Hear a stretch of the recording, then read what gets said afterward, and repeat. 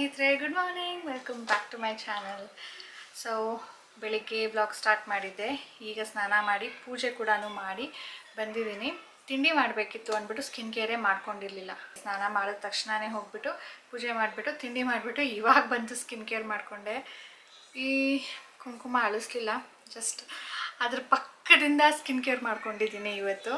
Skin care ಮಾಡಲಿಲ್ಲ ಅಂದರೆ ಸ್ನೇಹಿತರೆ, ನನಗಂತೂ ಪಿಂಪಲ್ ತುಂಬ ಬೇಗ ಬಂದುಬಿಡುತ್ತೆ. ಒಂಥರ ಫ್ಲೇಕಿ ಸ್ಕಿನ್ ಆಗಿಬಿಡುತ್ತೆ, ಡಲ್ ಆಗುತ್ತೆ.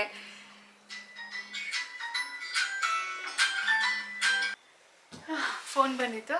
ಓಕೆ, ಈಗ ನಾನು ಸ್ಕಿನ್ ಕೇರ್ ಬಗ್ಗೆ ಮಾತಾಡ್ತಾ ಇದ್ದೆ. ಬೆಳಿಗ್ಗೆ ಹೊತ್ತು ನಾನು ಈಗ ಮಾಮಾ ಅರ್ಥದ್ದು ಒಂದು ಸೀರಮ್ ತೊಗೊಂಡಿದ್ದೆ ಮೊದಲು, ಲಾಂಗ್ ಬ್ಯಾಕು. ಅದು ನನಗೆ ಚೆನ್ನಾಗಿ ಸೂಟ್ ಆಗಿತ್ತು. ಅಂದರೆ ಅದನ್ನು ಹಾಕಿದಾಗ ನನಗೆ ಬ್ರೈಟ್ ಅಂತ ಅನ್ನಿಸ್ತಾ ಇತ್ತು, ಸ್ಕಿನ್ ಡಲ್ ಆಗ್ತಾ ಇರಲಿಲ್ಲ. ಮತ್ತು it's just like a moisturiser. So ಅದನ್ನು ಯೂಸ್ ಮಾಡ್ತಾಯಿದ್ದೀನಿ. ರಾತ್ರಿ ಹೊತ್ತು ನಾನು ಹೋಮ್ ಮೇಡ್ ಸೀರಮ್ ಯೂಸ್ ಮಾಡ್ತಾಯಿದ್ದೀನಿ. ಎರಡೂ ಕೂಡ ತುಂಬ ಚೆನ್ನಾಗಿ ಸೂಟ್ ಆಗಿದೆ ನೋಡಿ, ಒಂದು ಕೂಡ ಪಿಂಪಲ್ ಇಲ್ಲ. ಸೊ ಈಗ ಅದು ಖಾಲಿಯಾಗಿದೆ, ಅದನ್ನು ಮಾಡ್ಕೊಳ್ಬೇಕು. ಬನ್ನಿ ತೋರಿಸ್ತೀನಿ. ಅದ್ರ ಜೊತೆ ಅಂಡರ್ ಐ ಕ್ರೀಮ್ ಕೂಡ ಕೇಳ್ತಾ ಇದ್ರಿ. ನಾನು ಏನು ಸೀರಮ್ ಯೂಸ್ ಮಾಡ್ತೀನೋ ಅದನ್ನೇ ಅಲ್ಲಿಗೂ ಕೂಡ ಹಾಕ್ಬಿಟ್ಟು ಈ ಥರ ಮಸಾಜ್ ಮಾಡ್ತೀನಿ. ರಾತ್ರಿ ಹೊತ್ತು ಸೀರಮ್ ಯೂಸ್ ಮಾಡ್ತೀನಲ್ಲ ಅದು. ಇಲ್ಲ ನನಗೆ ತುಂಬಾ ಡಾರ್ಕ್ ಸರ್ಕಲ್ ಇದೆ, ಅದಕ್ಕೆ ಬೇರೆದು ಏನಾದರೂ ಹೇಳಿ ಅನ್ನೋದಾದರೆ ಜಸ್ಟ್ ಅಲೋವೆರಾ ಜೆಲ್ ಮತ್ತು ಒಂದು ವಿಟಮಿನ್ ಇ ಕ್ಯಾಪ್ಸೂಲ್ ಬರುತ್ತೆ, ಅದು ಸ್ಕಿನ್ ರಿಪೇರ್ ಮಾಡುತ್ತೆ. ಅದನ್ನು ಡೈರೆಕ್ಟ್ ಹಚ್ಚೋ ಹಾಗಿಲ್ಲ, ಅಲೋವೆರಾ ಜೊತೆ ಹಚ್ಚಬೇಕು. ಅಂದರೆ ಒಂದು ಸ್ಪೂನಷ್ಟು ಅಲೋವೆರಾನ ಒಂದು ಚಿಕ್ಕ ಡಬ್ಬಿಲಿ ಹಾಕಿಬಿಟ್ಟು ಒಂದು ಕ್ಯಾಪ್ಸೂಲು ಅದನ್ನು ಅದಕ್ಕೆ ಹಾಕಿಬಿಟ್ಟು ಚೆನ್ನಾಗಿ ಮಿಕ್ಸ್ ಮಾಡಿ, ಅದು ಒಂಥರ ಕ್ರೀಮ್ ಕನ್ಸಿಸ್ಟೆನ್ಸಿನೇ ಬರುತ್ತೆ. ಸೊ ಅದನ್ನು ಹಚ್ಕೊಂಡು ದಿನ ಮಲ್ಕೊಳ್ಳಿ ಸಾಕು. ನನ್ನ ಪ್ರಕಾರ ಅದು ರಿಪೇರ್ ಮಾಡುತ್ತೆ. ಇಲ್ಲ ನಂಗೆ ತುಂಬ ಜಾಸ್ತಿ ಇದೆ, ಇಲ್ಲೆಲ್ಲನೂ ಬೆಳಿಗ್ಗೆ ಹೊತ್ತು ಕೂಡ ಡ್ರೈ ಅನಿಸುತ್ತೆ, ಒಂಥರ ಫೈನ್ ಲೈನ್ ಎಲ್ಲ ಕಾಣುತ್ತೆ. ಸೊ ಆ ಥರ ಆಗ್ತಾ ಇದೆ ಅನ್ನೋ ಆದರೆ ನೀವು ಬೆಳಿಗ್ಗೆ ಕೂಡ ಹಚ್ಬೋದು, ರಾತ್ರಿ ಕೂಡ ಹಚ್ಬೋದು. ಸೊ ನಾನು ಅಷ್ಟೇ ಫಾಲೋ ಮಾಡೋದು. ನನಗೆ ತುಂಬ ಡಾರ್ಕ್ ಸರ್ಕಲ್ ಇಲ್ವಲ್ಲ, ಹಾಗಾಗಿ ನಾನು ಸಪ್ರೇಟಾಗಿ ಮಾಡಿ ಇಟ್ಕೊಂಡಿಲ್ಲ. ಬಟ್ ಮಾಡಿ ಇಟ್ಕೊಳ್ಬೋದು, ಯಾವಾಗಲಾದ್ರೂ ಒಂದು ಸರಿ ನಾನು ಮಾಡ್ಕೊಳ್ತೀನಿ. ಅಥವಾ ನಾನು ಏನೀಗ ಸೀರಮ್ ತೋರಿಸ್ತೀನೋ ಅದನ್ನೇ ಜಸ್ಟ್ ಇಲ್ಲಿ ಸ್ವಲ್ಪ ಹಚ್ಬಿಟ್ಟು ಈ ಬೆಟ್ಟಲ್ಲಿ ಈ ರಿಂಗ್ ಫಿಂಗರಲ್ಲಿ ಮಸಾಜ್ ಮಾಡ್ಕೊಳ್ಬೇಕು, ಸಾಕಾಗುತ್ತೆ. ಸೊ ಬನ್ನಿ ಈಗ ಮೊದಲಿಗೆ ಆ ಸೀರಮ್ ಮಾಡಿಬಿಡೋಣ.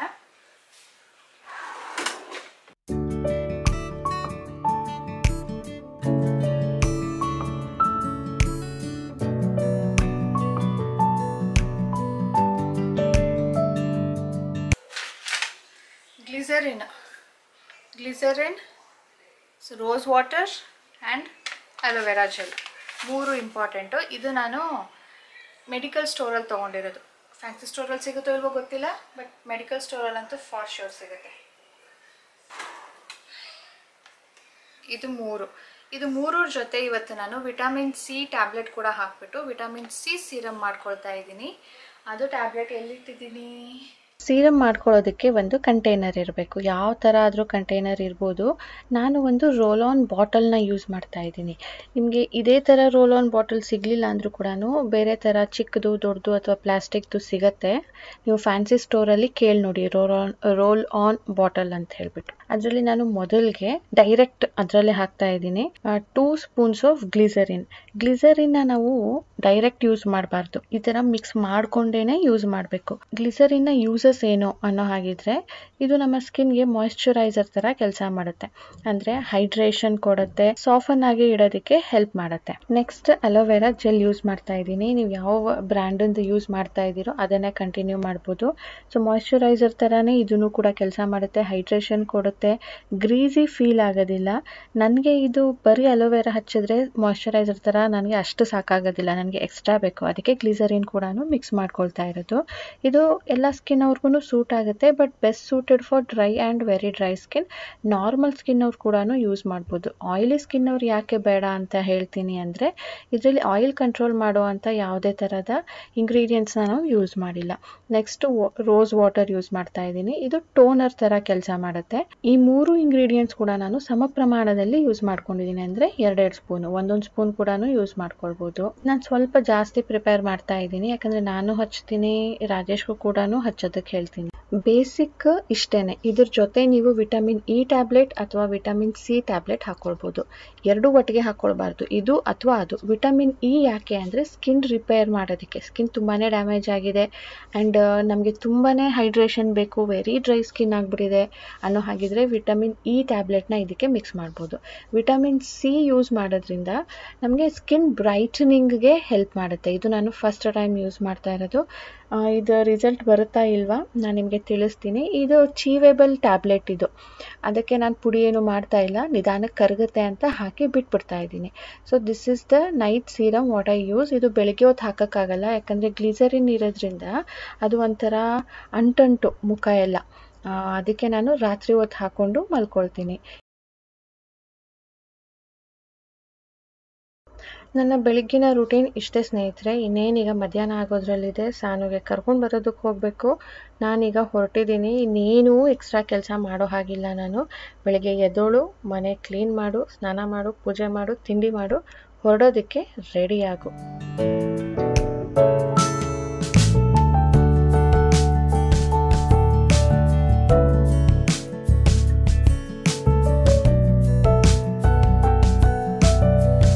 ಸ್ನೇಹಿತರೆ ಈಗ ಹೋಗಿ ಬಂದೆ, 12:30 ಟೈಮ್. ಈಗ ಹೋಗಿ ಬಂದೆ. ಬರಬೇಕಾದ್ರೆ ಹಾಗೆ ಸ್ವಲ್ಪ ಬಟ್ಟೆ, ಲೈನಿಂಗ್ ಬಟ್ಟೆ ಕೂಡ ತೊಗೊಂಡು ಬಂದೆ. ಇದೀಗ ನೀರಲ್ಲಿ ಹಾಕಬೇಕು. ಇದು ಲೈನಿಂಗ್ ಬಟ್ಟೆ ಸಾನುಗೆ ಒಂದು ಲೆಹಂಗಾ ಹೊಲಿಯೋಣ ಅಂತ ಹೇಳ್ಬಿಟ್ಟು. ಈಗ ರೀಸೆಂಟಾಗಿ ಹಬ್ಬಕ್ಕೆ ಆಗಿದೆ ಅಲ್ವಾ, ಇದು ಯಾವ ಹಬ್ಬಕ್ಕೂ ಅಲ್ಲ. ಆ್ಯಕ್ಚುಲಿ ಮೊನ್ನೆ ಅನಿಸುತ್ತೆ ಒಂದು ದಾಂಡಿಯಾ ಪ್ರೋಗ್ರಾಮ್ ಇತ್ತು. ಇಲ್ಲಿ ನಮ್ಮ ಅಪಾರ್ಟ್ಮೆಂಟಲ್ಲೇ ಒಬ್ಬರು ಅಡ್ಮಿನ್ ಅವರು ಸರ್ಕ್ಯುಲೇಟ್ ಮಾಡಿದರು ಇದೆ ಅಂತ ಹೇಳಿಬಿಟ್ಟು. ಅದಕ್ಕೆ ಹೋಗೋಣ ಅಂತ ಡಿಸೈಡ್ ಮಾಡಿದ್ವಿ.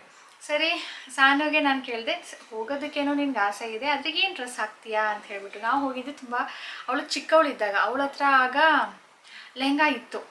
ಓಕೆ, ಚಿಕ್ಕವಳಿದ್ದಾಗ ಇತ್ತು. ಆಮೇಲೆ ನಾನು ತೊಗೊಂಡಿಲ್ಲ. ಇನ್ನು ಬೇರೆದಿದೆ, ಆದರೆ ಅದು ಅವಳಿಗೆ ಲೆಹಂಗಾ ಅನ್ಸೋದಿಲ್ವಂತೆ.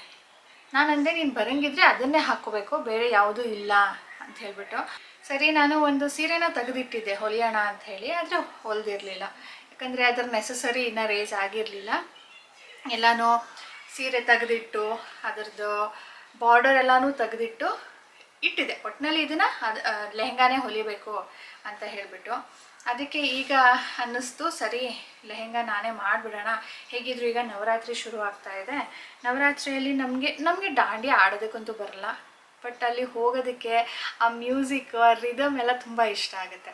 ಅದಕ್ಕೆ ಹೋಗೋಣ, ಸರಿ ಒಂದು ಲೆಹಂಗಾ ಮಾಡೋಣ ಅಂತ ಹೇಳ್ಬಿಟ್ಟು ಅದಕ್ಕೆ ಲೈನಿಂಗ್ ಬಟ್ಟೆ ತಂದಿದ್ದೀನಿ. ಇವಾಗಲೇನು ಹೊಲಿಯಲ್ಲ, ಸಾನು ಎಕ್ಸಾಮ್ ಎಲ್ಲ ಆದಮೇಲೆ, ಸ್ಕೂಲ್ ರಜಾ ಬಂದ ಮೇಲೆ ಇದಕ್ಕೆ ಕೈ ಹಾಕ್ತೀನಿ. ಹೋಪ್ ಸ್ಕರ್ಟು ಈಸಿ, ಒಂದು ಸಾರಿ ಹೊಲಿದಿದ್ದೀನಲ್ಲ ಅದಕ್ಕೆ ಬೇಗ ಆಗುತ್ತೆ ಅಂದ್ಕೊಂಡಿದ್ದೀನಿ. ಬಟ್ ಇದಕ್ಕೆ ನಾನು ಬ್ಲೌಸ್ ಕೂಡ ಹೊಲಿಬೇಕು. ಬ್ಲೌಸ್ ಹೇಗೆ ಹೊಲಿಯೋದು ಇನ್ನೂ ಐಡಿಯಾ ಇಲ್ಲ. Let's see. ಕೈ ಹಾಕಿದ ಮೇಲೇ ಆ ಥರ ಅಲ್ಲ, ಈ ಥರ ಅಲ್ಲ, ಆ ಥರ ಹೆಂಗೋ ಒಂದು ಆಗ್ಬಿಡುತ್ತೆ. ಕೇಳ್ತಾ ಇದ್ರಿ ನೀವು ಹೇಗೆ ಕಲ್ತಿದ್ದೀರಾ ಅಂತ ಹೇಳಿಬಿಟ್ಟು. ನಾನು ಹೇಗೆ ಕಲ್ತಿದ್ದೀನಿ ಅಂದರೆ, ಅಮ್ಮ ಫುಲ್ ಕಲ್ತಿದ್ದಾರೆ. ಅಮ್ಮ ಫುಲ್ ಹೊಲಿತಾ ಇದ್ದರು. ಅವರು ಅವಾಗವಾಗ ನನಗೆ ಸ್ಟಿಚ್ ಹಾಕೋದಕ್ಕೆ ಕೊಡ್ತಾಯಿದ್ರು. ಸೊ ನಾನು ಅವಾಗವಾಗ ಹೇರ್ ಬ್ಯಾಂಡ್ ಮಾಡ್ಕೊಳ್ಳೋದು, ರಬ್ಬರ್ ಬ್ಯಾಂಡ್ ಮಾಡ್ಕೊಳ್ಳೋದು. ನನ್ನ ಈ ಚೂಡಿದಾರ್ ಟಾಪ್ ಬರುತ್ತಲ್ವ, ಚೂಡಿದಾರ್ ಡ್ರೆಸ್, ಅದರದ್ದು ಟಾಪನ್ನು ನಾನು ಹೊರಗಡೆ ಹೊಲಿಸ್ತಾ ಇದ್ದೆ. ಪ್ಯಾಂಟನ್ನು ನಾನು ಹೊಲ್ಕೊಳ್ತಾ ಇದ್ದೆ. ಯಾಕಂದರೆ ಪ್ಯಾಂಟ್ಗೆ ಅಷ್ಟೊಂದು ಫಿನಿಶಿಂಗ್ ಬರಲಿಲ್ಲ ಅಂದರೂ ನಡೆಯುತ್ತೆ, ಮೆಜರ್ಮೆಂಟ್ ಹೆಚ್ಚು ಕಡಿಮೆ ಆದರೂ ನಡೆಯುತ್ತೆ.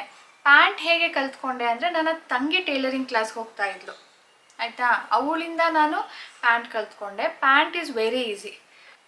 ಆಮೇಲೆ ಮದುವೆ ಆದಮೇಲೆ ಸ್ವಲ್ಪ ಫ್ರೀ ಟೈಮಲ್ಲಿ ವೀಡಿಯೋಸ್ ಎಲ್ಲ ನೋಡಿಬಿಟ್ಟು ಬ್ಲೌಸ್ ಹೊಲಿಯೋಣ ಅಂದ್ಬಿಟ್ಟು ಸುಮಾರು ಬ್ಲೌಸ್ ಟ್ರೈ ಮಾಡಿದ್ದೀನಿ. ಒಂದೊಂದರಲ್ಲಿ ಒಂದೊಂದು ತಪ್ಪು ಮಾಡ್ತೀನಿ. ಆ ತಪ್ಪು ಮಾಡಿರೋದನ್ನು ನೆಕ್ಸ್ಟ್ ಬ್ಲೌಸಲ್ಲಿ ರೆಕ್ಟಿಫೈ ಮಾಡ್ಕೊಳ್ತೀನಿ. ಈ ಥರ ನಾನು ನನ್ನ ಇಂಟ್ರೆಸ್ಟಿಂದ ನಾನು ವೀಡಿಯೋಸ್ ನೋಡಿ, ಅಮ್ಮನಿಗೆ ಕೇಳಿ ಈ ಥರ ಕಲ್ತ್ಕೊಂಡಿರೋದು. ಬಟ್ ಕಾಸ್ಟ್ಲಿ ಸ್ಯಾರೀಸ್ದೆಲ್ಲ ನಾನು ಹೊರಗಡೆನೇ ಹೊಲಿಸೋದು. ನಾನು ಯಾವುದೂ ಹೊಲ್ಕೊಳ್ಳೋದಿಲ್ಲ. ಸರಿ, ಮತ್ತು ಈಗ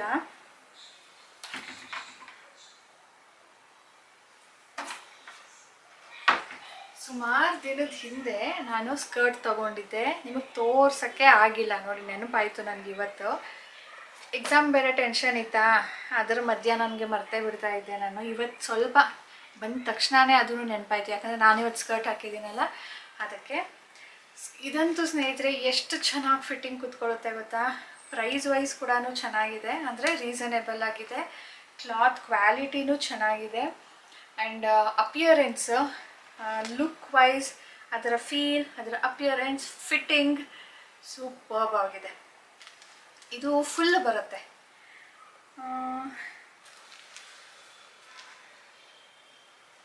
ಇದು ಶೇಡೆಡ್ ಆಯಿತಾ, ಮುಂದ್ಗಡೆ ಕಟ್ಟಿದೆ. ಇದು ಕೂಡ ಆಲ್ಮೋಸ್ಟ್ ನೀ ಹತ್ರನೇ ಇದೆ, ಜಾಸ್ತಿ ಇಲ್ಲ, ನೀ ಹತ್ರ ಇದೆ. ಹಿಂದೆ ಏನು ಕಟ್ಟಿಲ್ಲ, ಹಿಂದೆ ಸೈಡಲ್ಲಿ ಎಲ್ಲೂ ಕಟ್ಟಿಲ್ಲ. ಹಿಂದೆ ಪಾಕೆಟ್ಸ್ ಇದೆ. ಆ್ಯಂಡ್ ನೋಡ್ಬೋದು ಸ್ವಲ್ಪ ಸ್ಟ್ರೇಟ್ ಆಗಿದೆ, ತುಂಬಾ ಕರ್ವಿ ಆಗಿಲ್ಲ. ಯಾವುದು ಇಲ್ಲಿ ತನಕ ಇರುತ್ತಲ್ವಾ ಅದು ಸ್ವಲ್ಪ ಟೈಟ್ ಇರುತ್ತೆ ಇಲ್ಲಿ, ಇದು ಅಗ್ಲಕ್ಕಿದೆ. ಸೊ ಕಂಫರ್ಟೇಬಲ್ ಆಗಿ ಓಡಾಡ್ಬೋದು. ಸೊ ಇದರ ಲಿಂಕ್ ನಾನು ಡಿಸ್ಕ್ರಿಪ್ಷನಲ್ಲಿ ಹಾಕಿರ್ತೀನಿ, ಅಥವಾ ಪ್ರಾಡಕ್ಟನ್ನು ಟ್ಯಾಗ್ ಮಾಡಿರ್ತೀನಿ. ತುಂಬ ದಿನ ಆಯಿತು, ಸ್ಟಾಕ್ ಔಟ್ ಆಗಿರುತ್ತೋ ಏನೋ ಗೊತ್ತಿಲ್ಲ. ಮಿಂತ್ರಲ್ಲಿ ತುಂಬ ಚೆನ್ನಾಗಿದೆ, ನಾನು ರೆಕಮೆಂಡ್ ಮಾಡ್ತೀನಿ, ತಗೊಳ್ಳಿ. ಆ್ಯಂಡ್ ಫಿಟ್ಟಿಂಗ್ ಕೂಡ ಅಷ್ಟೇ ಸ್ನೇಹಿತರೆ, ನೀವು ದಪ್ಪ ಇದ್ದೀರಾ ಅಂತ ಅನ್ಸೋದೇ ಇಲ್ಲ. ಟಮ್ಮಿ ಏರಿಯಾ ದಪ್ಪ ಹೈಲೈಟ್ ಆಗಿ ಕಾಣೋದು ಆ ಥರ ಏನೂ ಆಗೋದಿಲ್ಲ, ಚೆನ್ನಾಗಿದೆ. ಆದಷ್ಟು ಬೇಗ ಇದು ಹಾಕೊಳ್ಳೋ ಅಂತ ಟೈಮ್ ಬರಲಿ ಅಂತ ಕಾಯ್ತಾ ಇದ್ದೀನಿ. ನಾನು ಮುಂದ್ಗಡೆಯಿಂದ ಹೇಗೆ ಕಾಣುತ್ತೆ ಅಂತ ತೋರಿಸ್ತೀನಿ.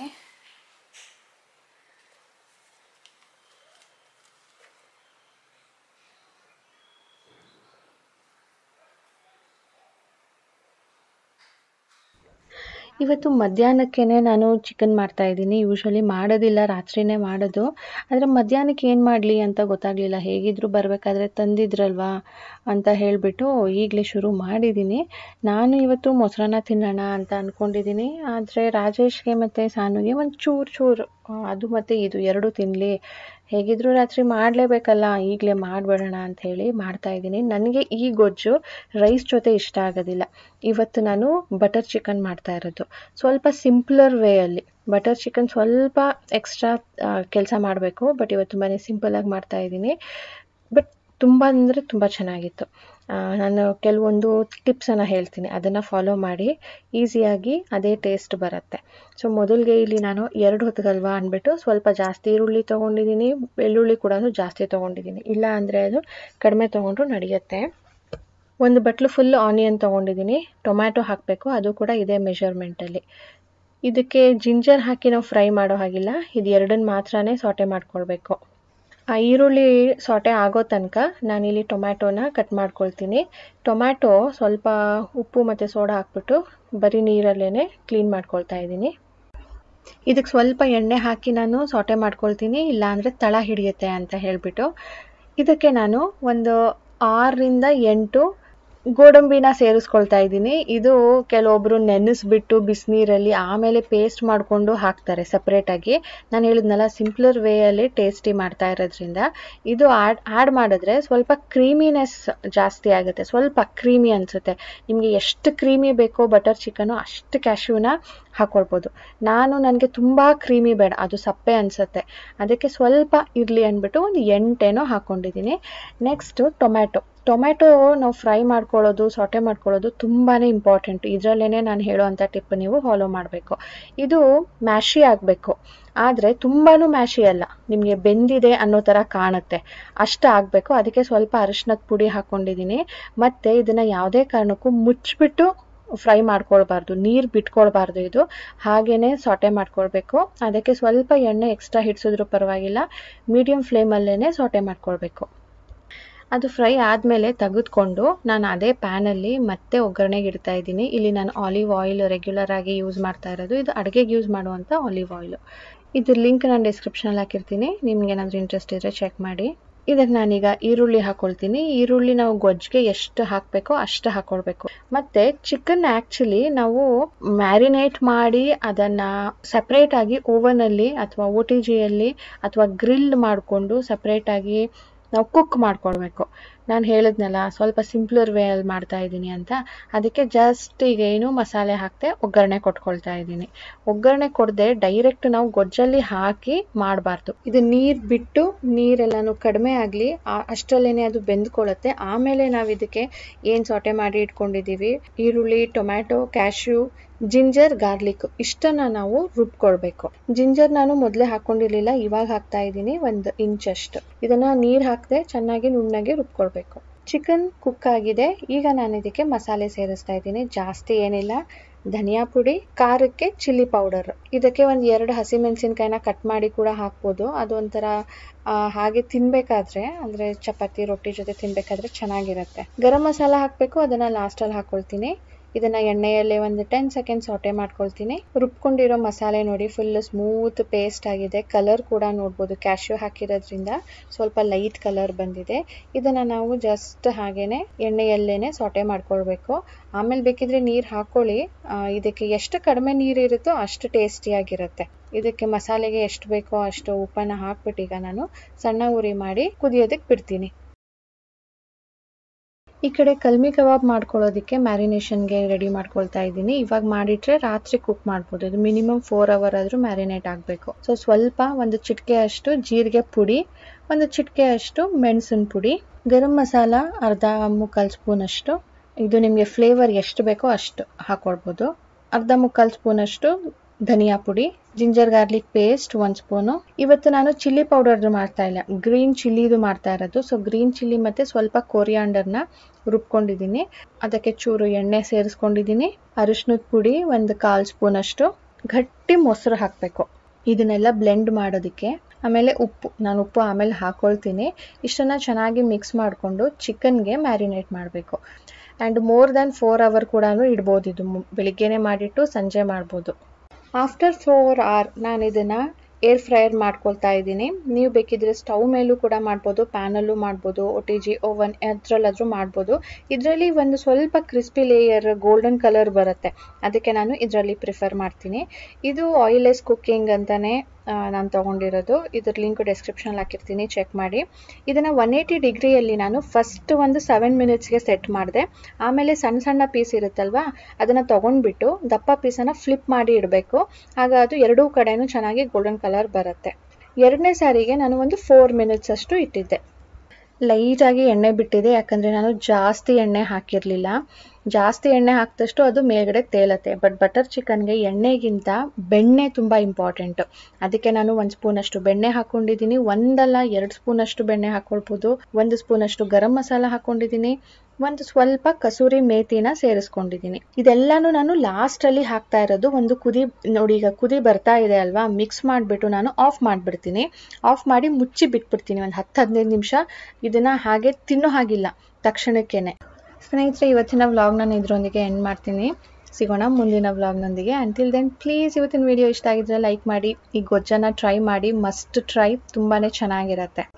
ನನಗೆ ಇದು ತಿನ್ನಬೇಕಾದ್ರೆ ಅಜಯ್ ಚೋಪ್ರಾ ರೆಸ್ಟೋರೆಂಟಲ್ಲಿ ನಾವು ಪನ್ನೀರ್ ಬಟರ್ ಮಸಾಲ ತೊಗೊಂಡಿದ್ವಿ, ಅದೇ ನೆನಪಾಗ್ತಾ ಇತ್ತು, ಅಷ್ಟು ಟೇಸ್ಟಿಯಾಗಿತ್ತು.